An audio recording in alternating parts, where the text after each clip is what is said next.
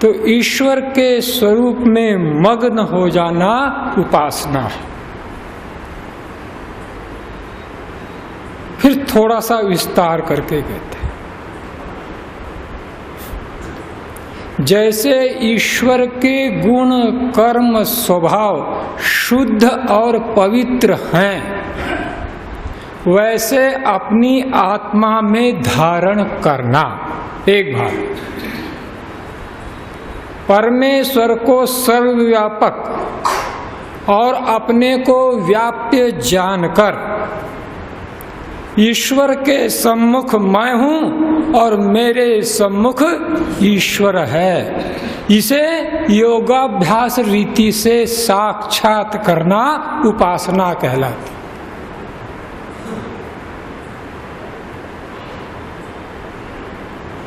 और इसका फल परमेश्वर की संपत्ति जो ज्ञान है, बल है, आनंद है, उसकी प्राप्ति होती है।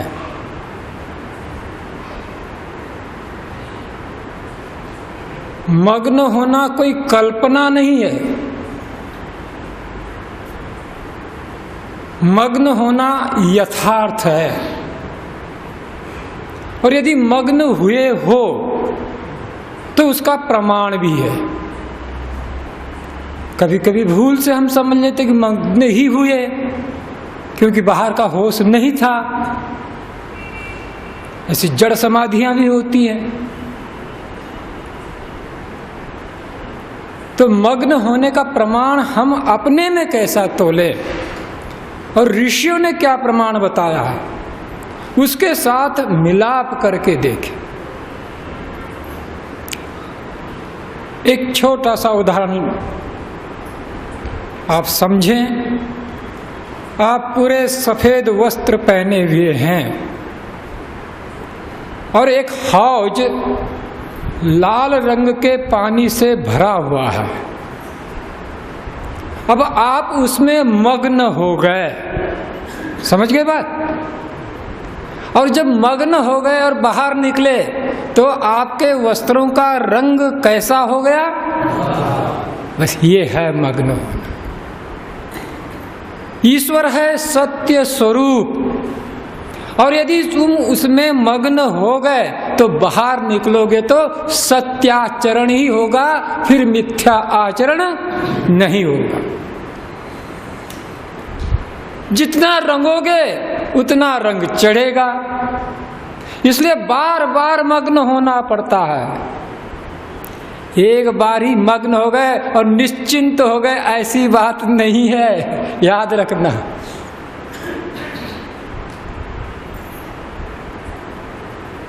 योगी व्यक्ति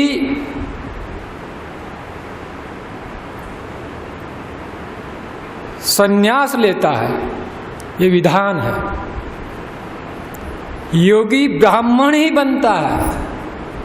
जब तक ब्राह्मण की वृत्तियां उपस्थित नहीं होती वो योगी नहीं बन सकता। और ब्राह्मण की वृत्तियों के विषय में महर्षि दयानंद जी प्रमाण देते हैं।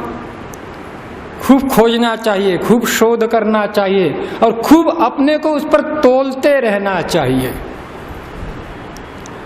वे कहते हैं, शम दम तपः शौचम शांतिराजर्वमेव च ज्ञानम विज्ञानम आस्तिक्यम ब्रह्म कर्म स्वभावजम। आपकी पलकें आप झपकाते हो कि नहीं झपकाते? पर लगता कैसा है कि स्वाभाविक झपकती हैं, मैं उसमें कई बल पुरुषार्थ। ऐसे ये जो गुण गिनाए हैं, ये गुण आप में स्वाभाविक रूप से उतर आए तो समझ लेना मैं ब्राह्मण बन गया। जन्म से मत समझ लेना, कोई शास्त्र मात पढ़ के मत समझ लेना। ये गुणों के धारण पर ही आपका ब्राह्मणत्व जागता है, और वही ब्रह्म प्राप्ति का साधन होता है। और महर्षि दयानंद जी ने इसका अर्थ किया। उसमें से एक अर्थ मुझे बहुत अत्यंत प्रिय है। वे शांति शब्द का अर्थ कहते हैं, अकारण ही कोई अहित करे, अर्थात कोई भी कारण नहीं है, अकारण ही अहित करे, उस पर भी क्रोध न करे और उसके हित की चिंता ही करता रहे।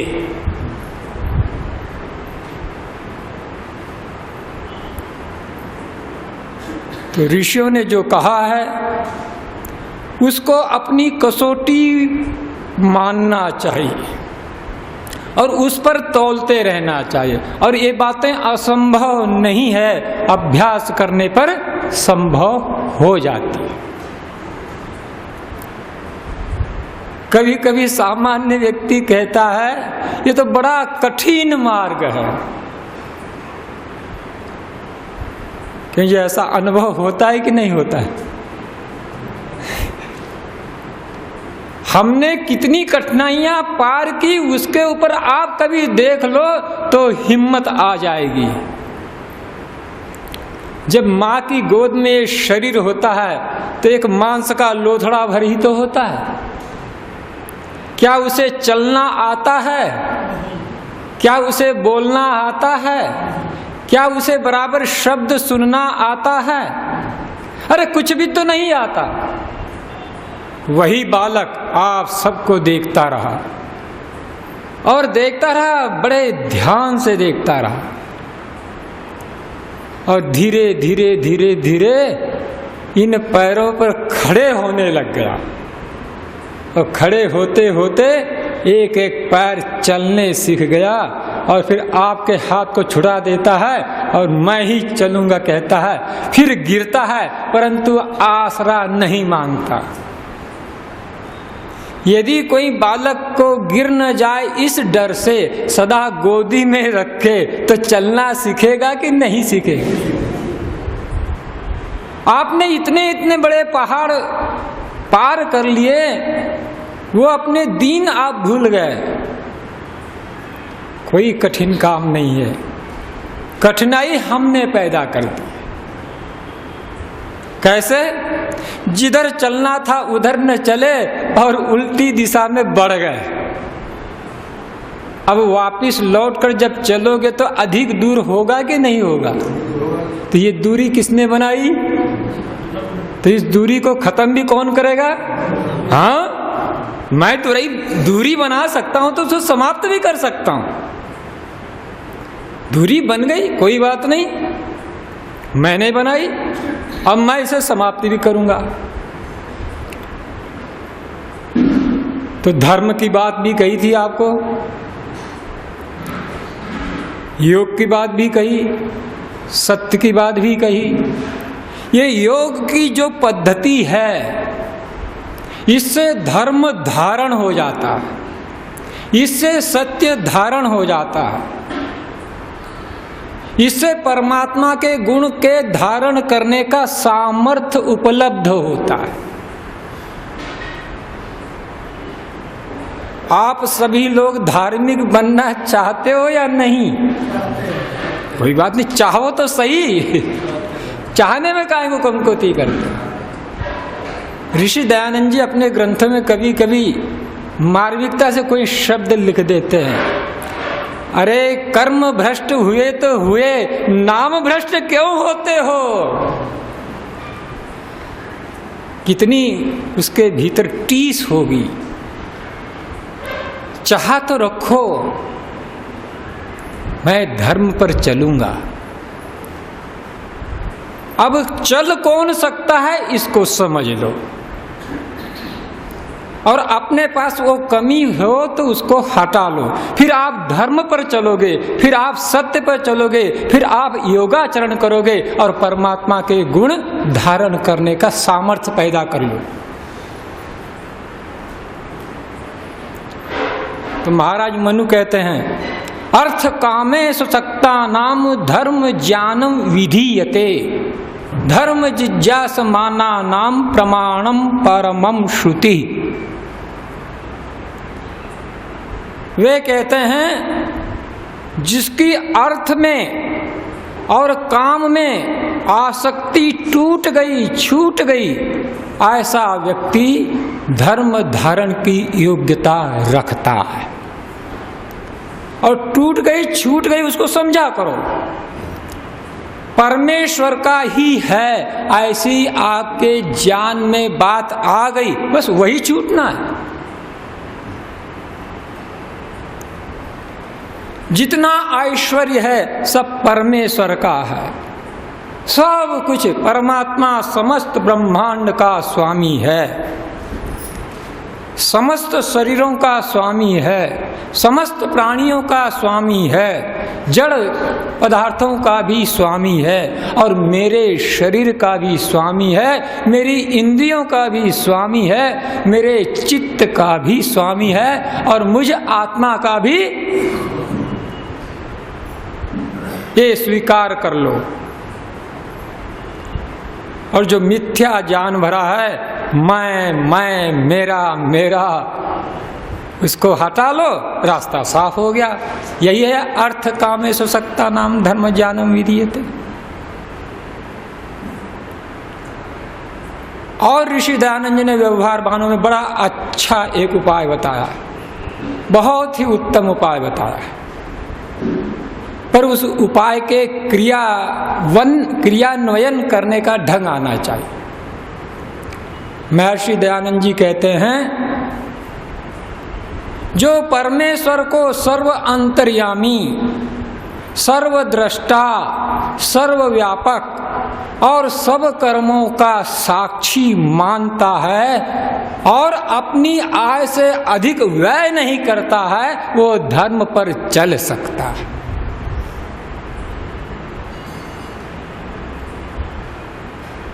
पहला है सर्व अंतर्यामी। परस्पर मनुष्य सिर्फ बाहर से आपको जानते हैं, भीतर से पूरा पूरा नहीं जानते। पर परमात्मा आप इस समय में मन में क्या विचार कर रहे हो उसको भी वैसे ही जानता है जैसे हम आपके मुख को देख रहे हैं।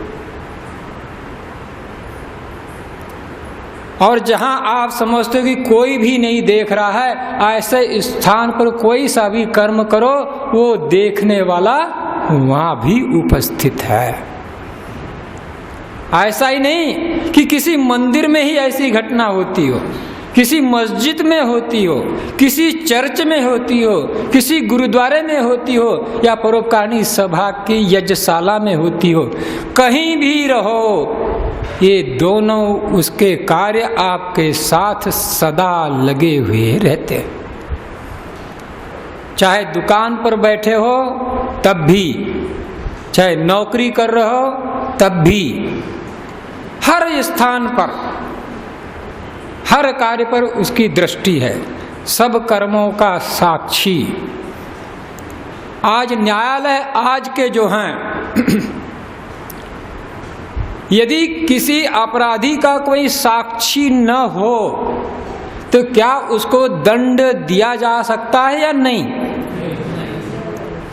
तो परमात्मा तो दोनों काम करता है, साक्षी भी वही और न्यायाधीश भी वही।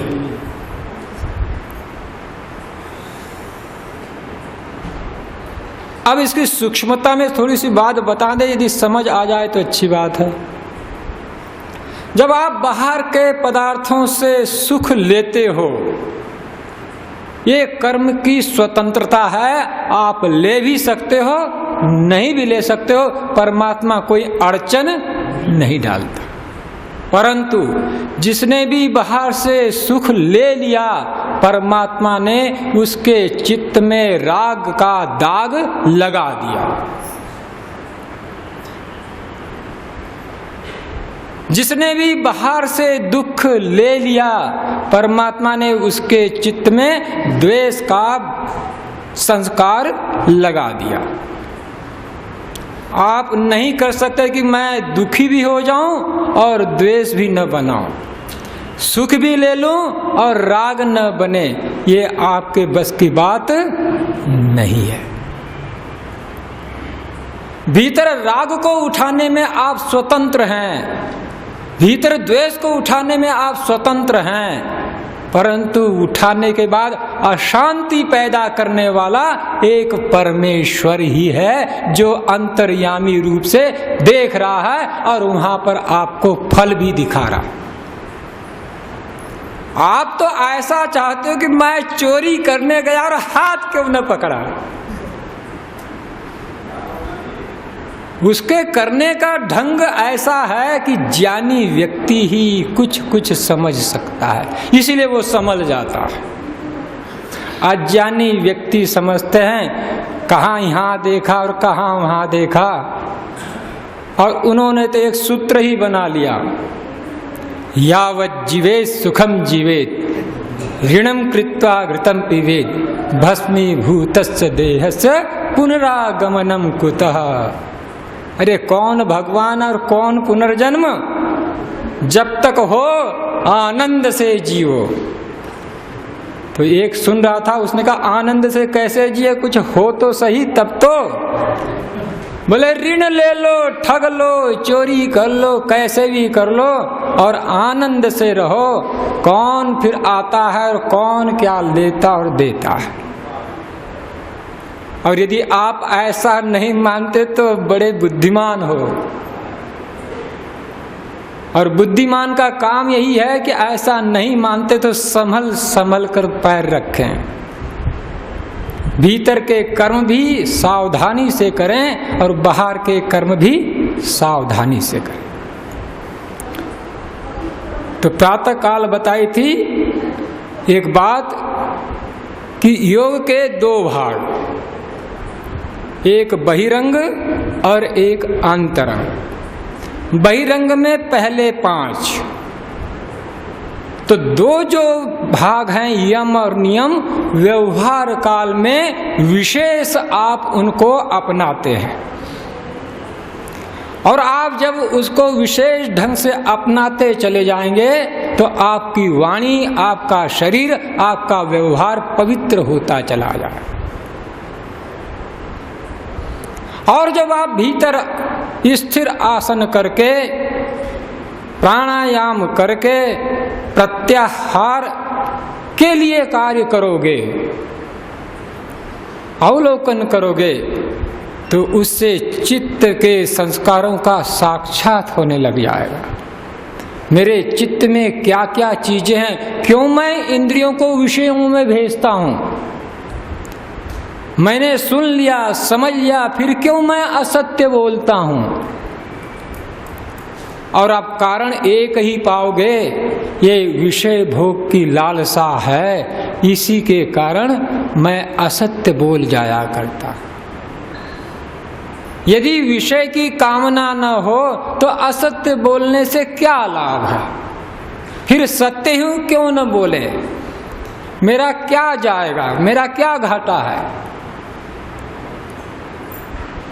दयानंद जी ने जब पूर्ण रूप से सत्य को अपना करके उसको प्रकट करना प्रारंभ किया, तो उसके पहले उन्होंने सर्वमेध यज्ञ कर दिया। सब कुछ उन्होंने छोड़ दिया, कुछ भी अपने पास नहीं रखा। एक कौपीन भर रखा कि नहाते थे तो उसी को सुखाने डाल देते थे और नहाकर उसी को पहन लेते थे। अब बताओ उसके पास से कोई क्या लेगा, जिसका कुछ है नहीं तो कोई छुड़ाएगा क्या। और जब छुड़ाएगा ही नहीं, कुछ छूटेगा ही नहीं, तो क्यों न सत्य बोले। आपको वही तो डर है, मेरा ये छूट जाएगा, वो छूट जाएगा, सत्य बोलूंगा तो ऐसा काम बिगड़ जाएगा, असत्य बोलूंगा तो ऐसा काम सुधर जाएगा। इसी के कारण तो हम नहीं कर पाते।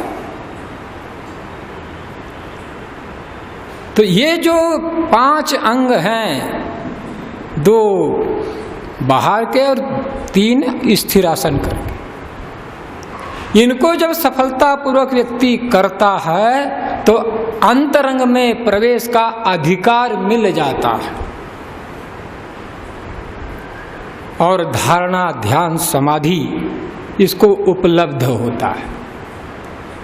उससे चित्त की पूरी शुद्धि हो जाती है, संस्कारों को जानने लगता है। और जैसे बाहर हम गेहूं आदि पदार्थों में से कंकर मिट्टी अलग करते रहते हैं, ऐसे वो भी धीरे धीरे अपने संस्कारों को हटाता रहता है। और संस्कार 3 गुणों से तो बने हैं हमारे पास, तमोगुण के बने हैं, रजोगुण के बने हैं और सतोगुण के बने हैं। अर्थात मोह भरा हुआ है, राग भरा हुआ है और द्वेष भरा हुआ है। जैसे जैसे ये कम होंगे वैसे वैसे ही आपका शोक भी कम होगा, आपकी शांति भी स्थिर होती चले जाएगी, आपका सुख भी नहीं हिलेगा। फिर उसी को कहते हैं स्थित प्रज्ञ। उसकी बुद्धि निर्विकार हो गई है, अब उसमें कोई भी चंचलता नहीं समाती।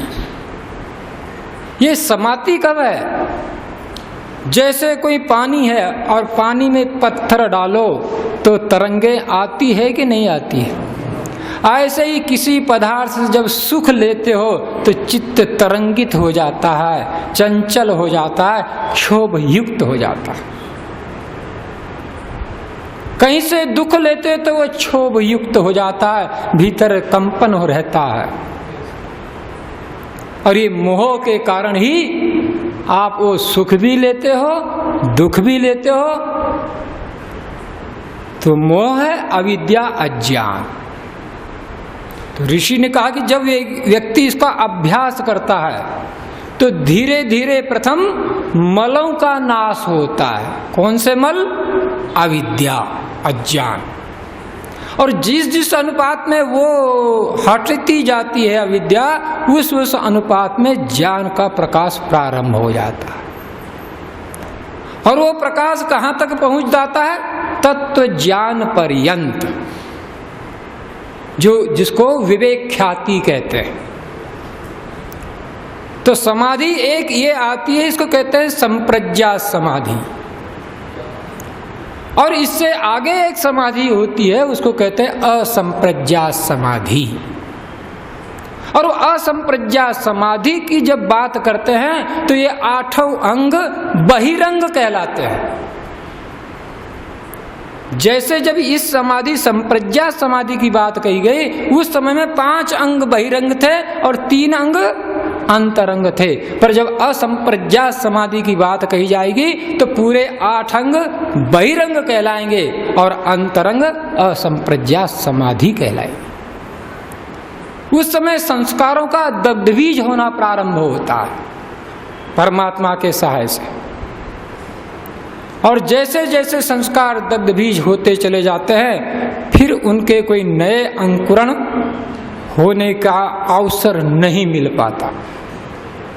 पर तब भी साधक अत्यंत सावधान रहता है, क्योंकि संस्कार अभी के ही बनाए भर नहीं हैं। जन्म जन्मांतरों के कितने संस्कार हमारे पास समुच्चय रूप में हैं, पता नहीं चलता।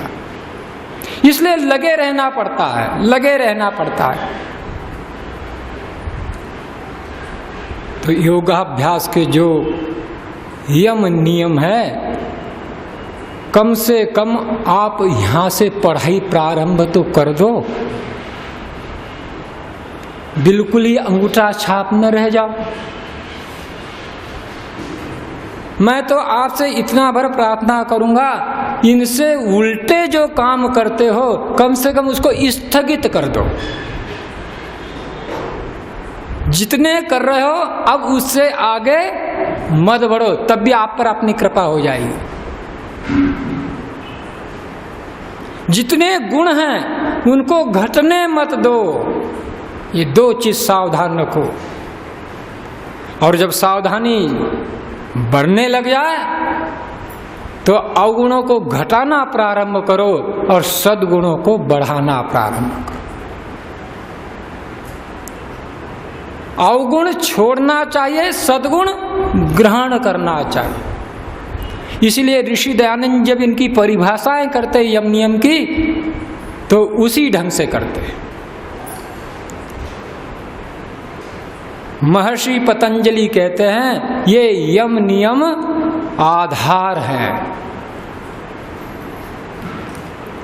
मनु महाराज कहते हैं कि यम नियमों में भी यम बलवान है। और महर्षि दयानंद जी भी कहते हैं ये योग उपासना के बीज हैं। बिना बीज के खेती को खूब जोतते रहो, पानी भी खूब देते रहो, खाद भी खूब दे दो, पर कचरा पैदा होगा, फसल तो पैदा नहीं होगी। व्यास ऋषि कहते हैं यमों में से भी अहिंसा सबसे प्रमुख है। अहिंसा की पुष्टि के लिए ही अन्य यम नियमों का पालन किया जाता है। और महर्षि दयानंद जी अहिंसा की परिभाषा अति संक्षेप में कहते हैं, सभी प्राणियों से वैर भाव छोड़ करके प्रीति पूर्वक वर्तना।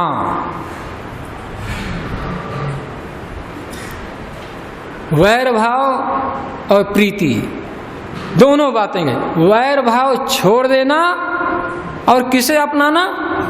प्रीति को अपनाना। एक ही भाग नहीं कि हम तो अब किसी से वैर नहीं करते, तो किसी से प्रीति भी की कि नहीं की। और प्रीति का अर्थ भी समझ लेना, प्रीति अपेक्षा से नहीं की जाती कि मैं तुझे प्यार कर रहा हूं, तू मुझे प्यार कर। वो तो राग है, प्रीति नहीं है। प्रीति मेरा काम है, जैसे प्रभु का काम है सबको प्रेम करना और उसके बदले कुछ नहीं चाहता, ऐसे मुझे भी कुछ नहीं चाहिए। क्यों कि ये जो प्रेम मेरे पास उद्भूत हुआ है ये मेरा नहीं, ये उसी का है। एक टोटी लगी हुई है, नल का पाइप लगा हुआ है, तो नल का पाइप कभी पानी देता है कि नहीं देता है जी? सिर्फ पाइप पानी देता है? पानी ऊपर से सप्लाई होगा तो देता है, पानी उसके पास नहीं है। पानी तो बाहर से आता है, वो उसको बाहर निकालने का एक साधन है। कभी कभी प्रारंभ में व्यक्ति कुछ गुणों को आ जाते हैं तो अहम पैदा करता है, मेरे गुण हैं, बड़ी दुर्दशा कर लेता है अपनी। इतना परिश्रम करके गुणों को लाया और जिसके थे उसके नहीं बताया और अपने बताया तो अपराधी हो जाता है। और जो ऐसा कहता कि मेरे गुण हैं और उसको यदि दो शब्द अपमान के कह दो तो फिर वो तिलमिला जाएगा। क्यों? क्योंकि उसने अपने गुण माने हैं तो परमात्मा का दंड भोग।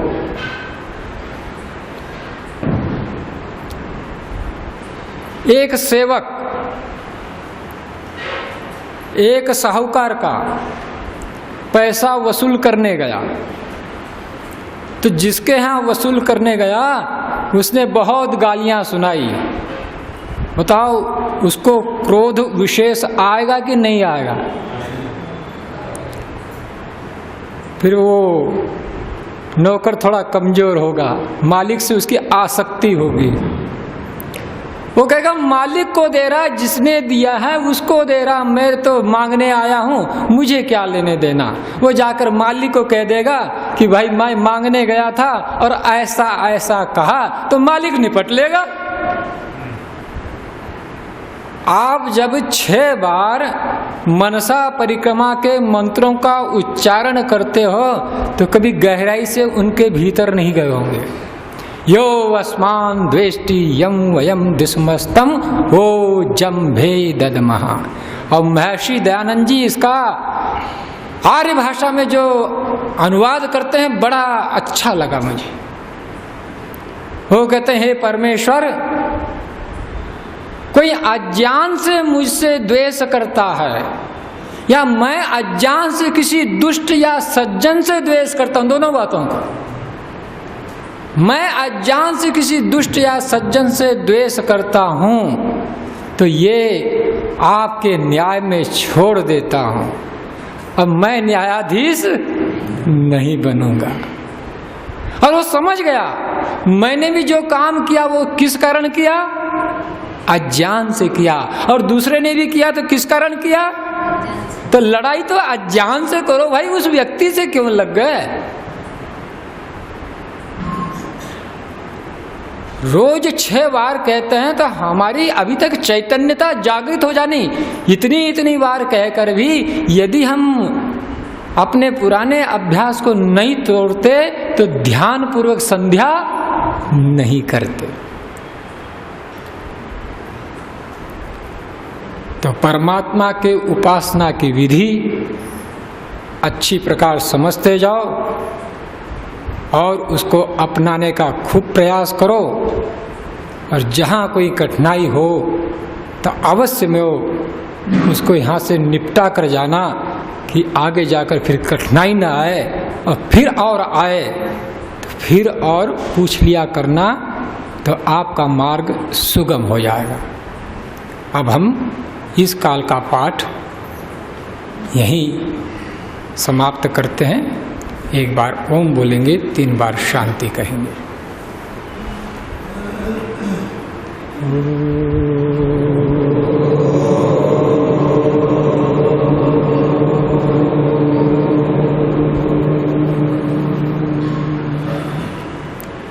शांति शांति शांति।